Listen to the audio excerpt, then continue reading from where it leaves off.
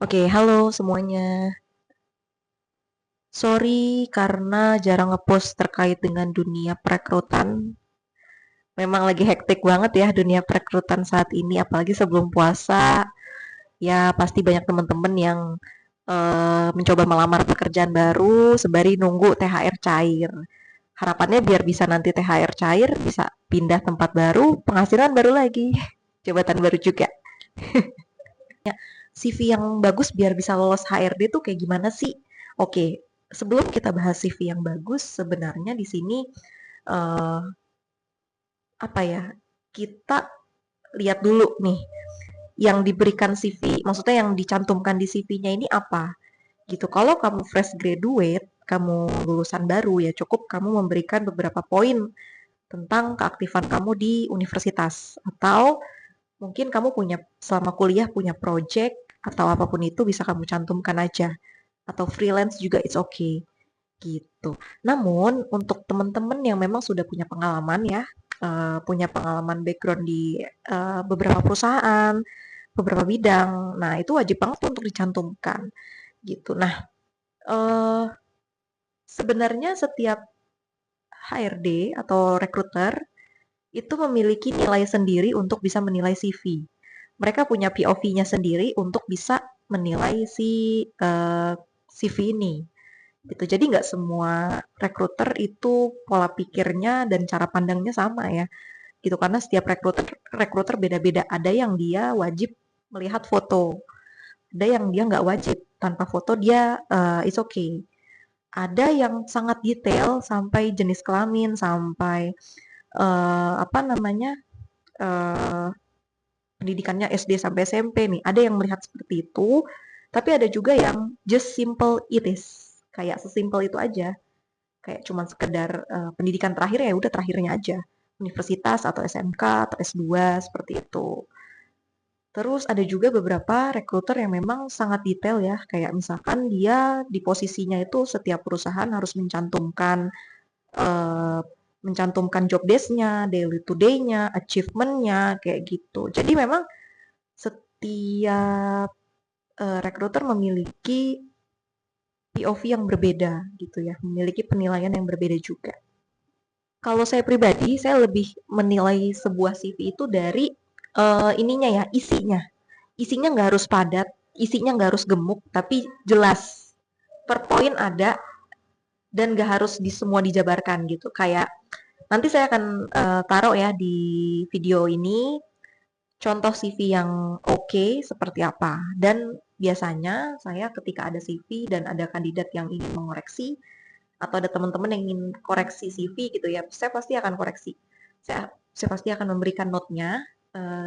Even nanti mereka akan melamar di perusahaan lain, mereka sudah apa ya revisi terkait CV-nya sendiri gitu. Nah berikut untuk CV yang menurut saya itu cukup bagus dan bisa kalian rekomendasikan untuk coba. Di sini saya akan sedikit spill mengenai koreksi CV dari teman saya. Nah, mungkin nanti teman-teman juga bisa lihat ya, note apa aja yang harus nanti kalian tambahkan dalam poin di CV ini. Itu karena menurut saya sebenarnya CV-nya sudah bagus, sudah oke, tapi ada beberapa data yang mungkin dibutuhkan dari si recruiter yang tidak tercantum di sana gitu. Nah, berikut ada beberapa poin yang mungkin kalian bisa cek, kalian bisa lihat dan kalian bisa koreksi di next ketika kalian bikin CV lagi ya. Cek.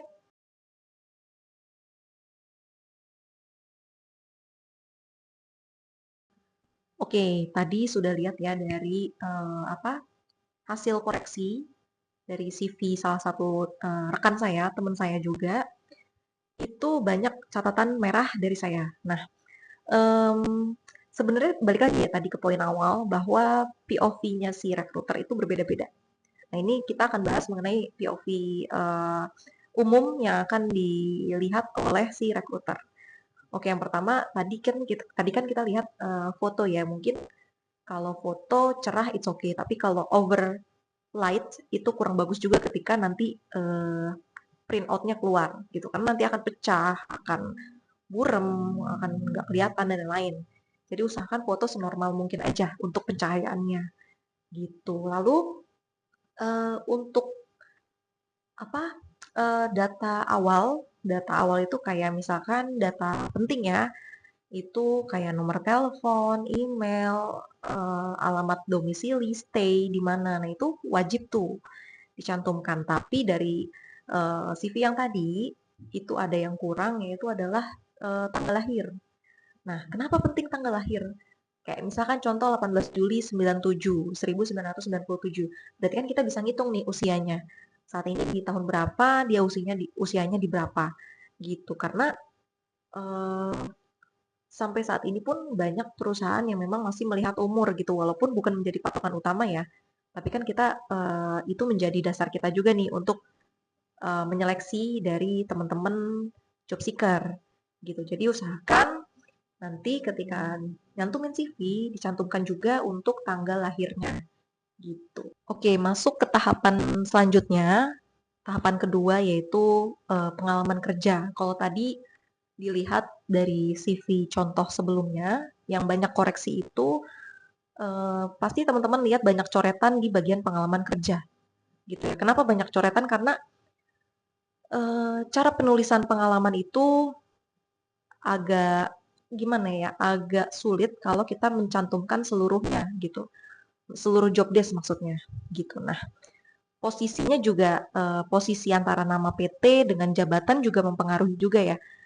Ya, walaupun sebenarnya bagi beberapa rekruter itu nggak terlalu penting, tapi bagi saya pribadi ya, sebagai seorang rekruter juga, saya cukup detail melihat posisi dari antara perusahaan dan juga apa ya, jabatan seperti itu dan juga periode. Kalau yang tadi dilihat kan itu dia jabatannya dulu, lalu perusahaan baru periode kan. Nah, sebenarnya itu bagus, udah bisa. Bisa-bisa aja gitu. Cuman better paling awal itu adalah perusahaan PT XX, terus strip posisi misalkan posisinya administrasi sales, terus baru bisa strip ataupun pakai tanda kurung tahunnya, periode misalkan Januari 2025 sampai dengan saat ini atau mungkin Januari 2025 sampai dengan Februari atau Maret 2026. It's okay gitu. Jadi ya beruntut gitu ya dari PT ini jabatannya ini tahunnya segini gitu. Lalu untuk job desk ini tuh ya tadi balik lagi ke poin awal, sebenarnya job desk ini penting, tapi usahakan tidak terlalu gemuk ya naruh job desk di portofolio karena ya balik lagi kita cuma butuh poinnya aja. Untuk detailnya kita bisa menceritakan atau kita bisa tanyakan di pada saat interview gitu. Jadi nggak perlu dicantumkan menjabar kayak narasi gitu, nggak perlu. Cukup ditulis detailnya aja kayak misalkan administrasi Opsel melakukan penyuratan invoice atau mungkin melakukan SO, stock of name atau surat penawaran dan lain-lain seperti itu aja. Nggak harus yang misalkan melakukan apa penawaran di rumah sakit A, B, C, D atau di klinik ini atau di toko ini nggak perlu sampai sedetail itu. Itu untuk pengalaman kerja. Jadi usahakan dari nama PT, lalu posisi, tahun menjabat dan job desk-nya secara singkat aja. Nggak perlu dibikin narasi ataupun terlalu gemuk karena ya percuma juga kita para rekruter juga nggak sedetail itu kok untuk baca CV teman-teman karena kan CV yang diterima juga banyak ya, ratusan bahkan bisa sampai ribuan per hari. Jadi kita nggak bisa baca sedetail itu hanya untuk satu CV aja. Usahakan sedetail mungkin, sejelas mungkin, dan isinya juga cukup berkualitas. Itu untuk pengalaman kerja.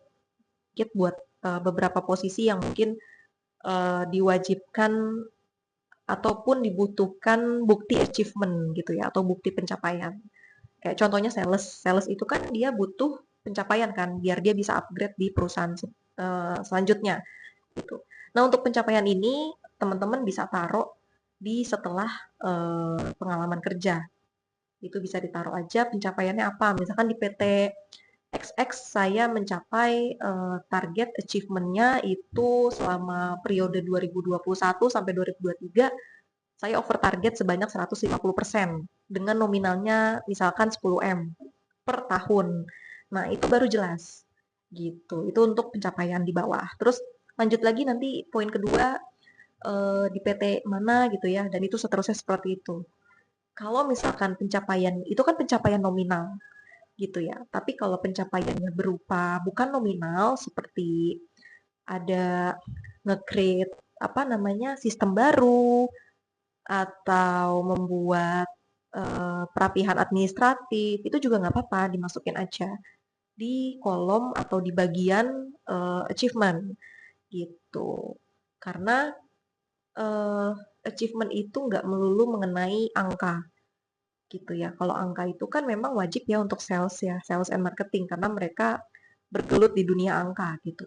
Tapi untuk teman-teman back office ya mungkin nggak apa-apa kalau kalian punya pencapaian, kalian masukin di bagian achievement atau pencapaian itu kalian cantumin aja. Misalkan di PT XX itu mengubah sistem lama manual menjadi digital, misalkan gitu. Atau merapihkan proses administrasi dari berapa tahun, misalkan dari tahun 2021 sampai 2025. Nah, itu kan menjadi sebuah pencapaian juga gitu. Jadi segala jenis pencapaian itu nggak melulu tentang angka. Untuk teman-teman back office juga bisa untuk nyantumin achievement kalian di portofolio dan itu lebih bagus lagi. Oke, lalu kalau dari CV yang sebelumnya, kita balik lagi ke CV yang sebelumnya nih yang dikoreksi. Eh, ini kan ada setelah pengalaman kerja lalu di bawahnya pengalaman magang. Nah, itu boleh dicantumkan ketika teman-teman baru fresh graduate atau pengalaman kurang dari 1 tahun gitu. Tapi untuk teman-teman yang sudah experience, yang sudah lebih dari 2 tahun, lebih dari 3 tahun, kayaknya nggak perlu ya naruh pengalaman magang lagi di portofolio karena kalian itu eh, sudah profesional di tempatnya, di bidangnya gitu. Oke, setelah dari pengalaman yang tadi gitu ya masuk ke skills atau keahlian, ini buat teman-teman yang sudah profesional, experience di bidangnya ini biasanya keahliannya cukup menjual gitu ya. Banyak, runtun tuh banyak. Microsoft Office, mungkin sistem atau HRIS atau sistem keuangan dan lain-lain seperti itu ya. Atau kalau di IT itu software atau apapun itu gitu. Nah, itu menjadi menjadi nilai jualnya teman-teman yang sudah profesional di bidangnya. Tapi gimana sama teman-teman yang baru lulus atau fresh graduate? Nah, biasanya kalau untuk teman-teman yang baru lulus atau fresh graduate itu cukup menampilkan keahliannya itu ya manajemen time, terus detail oriented atau high motivation kayak gitu-gitu. Jadi lebih ke soft skill gitu. Nah, kalau misalkan apa buat teman-teman experience yang sudah berpengalaman itu mereka mungkin lebih banyak naruhnya ini ya hard skill ya apa keahlian-keahlian yang memang teknis gitu. Kayak contohnya kalau misalkan di bagian keuangan kan dia mempelajari sistemnya tuh banyak banget. Ada Accurate, SAP, dan lain-lain. Kalau di HRD bisa HRIS, dan lain-lain gitu. Jadi memang untuk skill dan keahlian ini cukup dilirik dan cukup penting juga untuk menjadi salah satu poin lolos atau tidaknya kalian di tahap screening. Seperti itu. Oke, jadi gimana buat teman-teman setelah lihat dari CV tadi, salah satu CV yang menjadi contoh untuk pertimbangan ke depannya dan juga not-not apa ya revisi yang mungkin nanti akan dilakukan ya ditambahin lagi atau dikoreksi lagi. Sebenarnya semua CV itu sebenarnya bagus-bagus aja, sah-sah aja. Tapi memang bagaimana si HRD melihatnya, bagaimana kacamata si HRD untuk menilai si CV ini.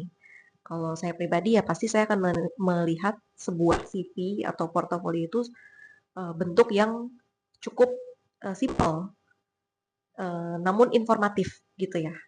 Jadi nggak perlu terlalu banyak kata-kata, terlalu banyak deskripsi, tapi ternyata nggak informatif gitu. Jadi teman-teman job seeker di luar sana bisa nih cari referensi untuk pembuatan CV itu sekarang udah banyak banget ya apa namanya uh, sumbernya untuk bikin CV digital ataupun ATS gitu. Nah, salah satunya teman-teman bisa pakai Canva, mungkin juga bisa pakai Microsoft juga. Itu kan juga ada beberapa template untuk portofolio ya, gitu. Jadi memang aksesnya sangat mudah dan bisa didapatkan dari manapun dan yang pasti secara gratis gitu. Tapi tetap lagi balik lagi gunakan CV kalian dengan baik, cantumkan hal-hal yang informatif dan detail namun singkat, tidak terlalu padat juga gitu. Dan buat teman-teman yang mungkin sudah experience, pasti skill dan juga keahlian itu menjadi apa ya, poin penting di CV, karena biasanya buat teman-teman HRD itu mereka lihat skill. Ada skill-skill khusus yang mereka butuhkan untuk bisa bergabung di suatu perusahaan. Semoga video ini bermanfaat buat kamu dan bisa menjadi referensi untuk kamu, dan semangat semua buat teman-teman job seeker. Jangan pantang menyerah, rezeki itu tidak akan tertukar, dan uh, berdiri di kakimu sendiri dengan usahamu sendiri dan proses yang uh, membahagiakan dan membanggakan. Semoga kamu bisa mendapatkan karir impianmu ya. Sukses selalu. Bye.